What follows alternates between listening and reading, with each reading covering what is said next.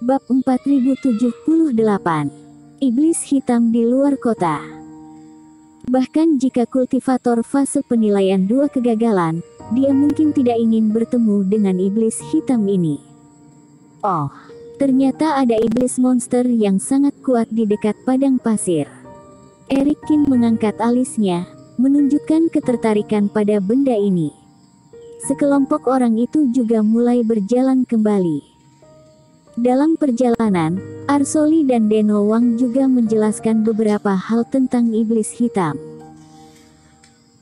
Tuan Cheng, yang disebut iblis hitam adalah iblis monster di dekat kota pasir yang belum pernah dilihat siapapun dengan jelas. Ia bergerak dengan sangat cepat, datang dan pergi seperti sebuah angin hitam, bahkan dengan kerohanian kultivator pun sulit untuk menangkapnya, sehingga kultivator di kota pasir menyebutnya iblis hitam.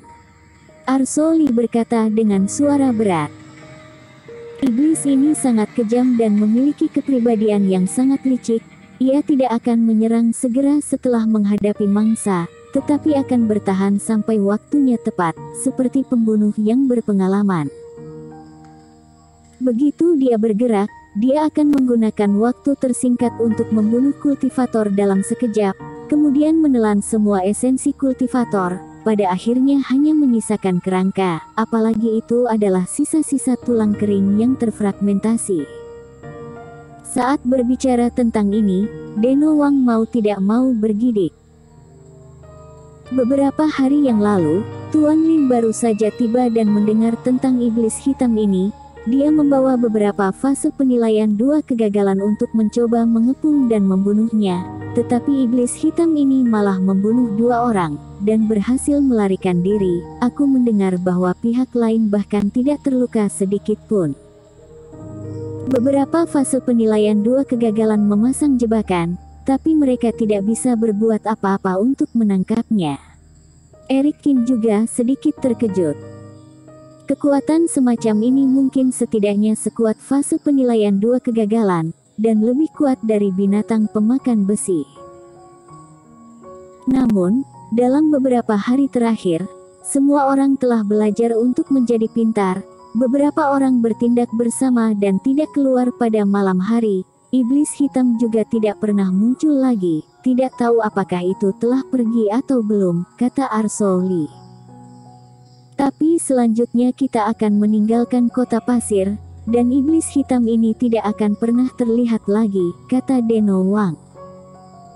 Setelah membicarakan hal ini, Erikin menyerahkan tas penyimpanan kepada Arsoli dan Deno Wang. Kedua teman seiman, ini adalah bagian dari hasil penjualan pil iblis, kalian dapat menyimpannya. Tuan Cheng, kamu tidak perlu bertindak seperti ini. Bagaimana kami bisa menerima ini? Kedua orang tua tiba-tiba merasa bingung dan menggelengkan kepala mereka dengan cepat.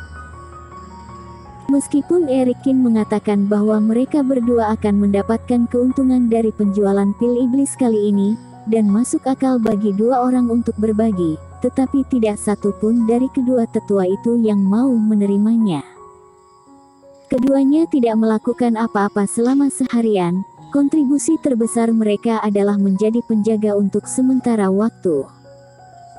Dan selanjutnya mereka juga dapat berpartisipasi dalam meninggalkan tempat ini bersama dengan Erikin. Jika mereka mengambil keuntungan ini, mereka benar-benar tidak dapat meyakinkan diri mereka sendiri.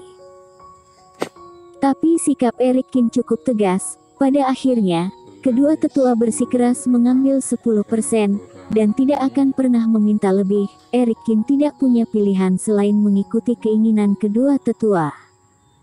Tuan Cheng, terima kasih banyak.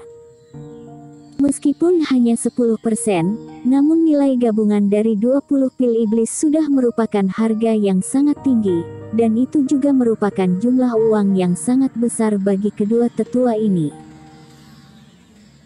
Awalnya, mereka datang ke dunia jalan surga untuk mencoba peruntungan, untuk melihat apakah mereka dapat memperoleh kembali sumber daya untuk sekte mereka atau tidak. Jadi keduanya keluar untuk mencoba menemukan pil iblis, Tetapi sekarang mereka tidak menyangka akan mendapatkan banyak barang kultivasi dari Eric Kin. Wajah keduanya memerah karena kegembiraan. Menghadapi Arsoli dan Deno Wang yang berterima kasih dengan sangat tulus, Eric Kin juga menggelengkan kepalanya dengan senyum masam. Sebenarnya, menurutnya, karena kedua orang tua menyeretnya menjauh dari gurun berbahaya pada saat itu, maka dia menghindari kemungkinan bertemu dengan iblis monster. Kebaikan ini saja tidak bisa dibandingkan dengan jutaan batu roh ini. Namun, Sekte Xingshan menekankan hanya melakukan perbuatan baik, jadi Arsoli dan Deno Wang sama sekali tidak menganggap ini sebagai alat tawar-menawar. Ini juga membuat Eric Kin semakin mengagumi karakter tetua kedua. Walaupun basis budidaya mereka tidak kuat, namun perilaku mereka sangat jarang ada di kalangan kultivasi. Jika dirinya hanya memberi mereka barang untuk kultivasi, para tetua juga tidak akan menginginkannya, jadi mari kita lihat apakah ada cara untuk memberikan sesuatu untuk mereka setelah itu. Lagi pula, sayang sekali jika sekte seperti Sekte Xingshan mati. Kembali ke kota pasir lagi, sebelum berjalan ke depan gerbang kota, Eric Kin berpikir bahwa karena banyak kultivator telah melihat Ben serta Benny, jadi kali ini Eric Kin tidak menyembunyikannya. Dia tidak membiarkan dua binatang pemakan besi memasuki ruang permata, tetapi mengikutinya masuk ke dalam kota pasir dengan angkuh. Sekarang identitas dirinya adalah Master Binatang Buas. Tidak masalah baginya untuk keluar masuk sambil membawa binatang roh. Melihat dua siluman beruang dengan tinggi lebih dari 3 meter, apalagi dengan kultivasi fase penilaian dua kegagalan memasuki kota, tentu saja menimbulkan keributan di dalam kelompok kecil. Namun, ada beberapa kultivator yang kembali dari keluar. Setelah melihat beberapa kultivator kaget, mereka membuka mulut untuk menyampaikan berita tersebut, dan semua kultivator dengan cepat mengerti. Meski begitu, Eric Kin seorang fase penilaian 1 penurunan yang bisa mengendalikan kedua kultivator fase penilaian 2 kegagalan, juga menimbulkan kehebohan yang cukup besar.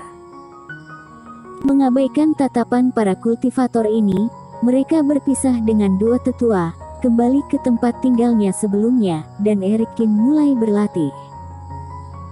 Hingga larut malam, reikinya sudah banyak pulih, Eric Kin memeriksa bahwa waktunya sudah hampir tiba, dan menghubungi kedua tetua itu lagi. Ben dan Benny sudah cukup makan dan minum pada saat ini, dan tertidur di dalam ruang permata, jadi Eric Kin tidak mengganggu mereka. Ketiganya datang ke dalam kota pasir, itu adalah satu-satunya aula terbesar. Ini juga tempat yang disepakati oleh orang misterius yang mengaku memiliki cara untuk pergi dari tempat ini. Setelah memasukinya, Eric Kin masih belum terlambat, tetapi kekuatan beberapa keluarga sudah menempati aula utama. Setelah melihat-lihat sebentar, Eric Kin melihat beberapa orang yang dia temui di pagi hari. Thomas Lin dan kultivator Yuzu adalah yang pertama menanggung beban, Suryo Liu mengikuti di belakangnya. Selain itu, Norman yang dari Sekte Sanyang dan Taois Huangmu juga berada di dalam aula. Ada juga orang asing, seperti orang tua berambut putih yang duduk bersila di depan beberapa kultivator. Meskipun Eric Kin belum pernah melihat orang ini sebelumnya, namun seorang kultivator di belakangnya mengenali dirinya. Dia adalah kultivator dari keluarga Chen yang membeli pil iblisnya di sore hari. Maka orang tua ini seharusnya adalah leluhur dari keluarga Chen. Singkatnya, semuanya adalah kultivator fase penilaian 2 kegagalan, dan membentuk sebuah kelompok kekuatan. Lagi pula, mengumpulkan pil iblis masih merupakan permainan antar klan yang kuat. Kondisi yang diajukan oleh orang misterius itu terlalu keras, membunuh puluhan ribu iblis monster. Kultivator biasa tidak akan dapat membunuh mereka semua meski sudah bekerja siang dan malam, bahkan juga tidak bisa membunuh mereka semua meski sudah berjuang mati-matian.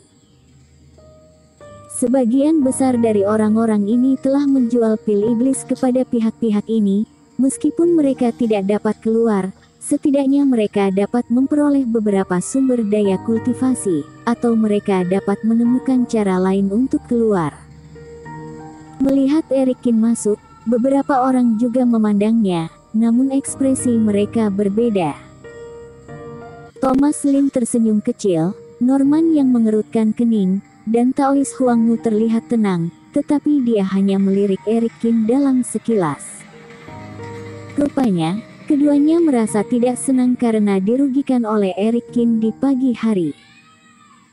Adapun untuk leluhur keluarga Chen, dia sedikit terkejut setelah melihat betapa mudanya Eric Kin. Setelah kultivator mengirimkan transmisi suara di belakangnya, dia tiba-tiba mengangguk, menunjukkan sentuhan kebaikan. Beberapa orang duduk di suatu tempat, menyisakan banyak ruang untuk satu sama lain. Setelah Eric Kin masuk, dia juga menemukan tempat untuk duduk. Sebagai satu-satunya dari kultivator ini dengan hanya terdapat 3 orang, membuat kelompoknya tampak sangat kecil.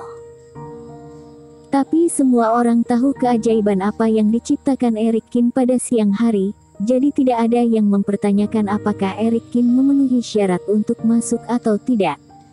Bersambung.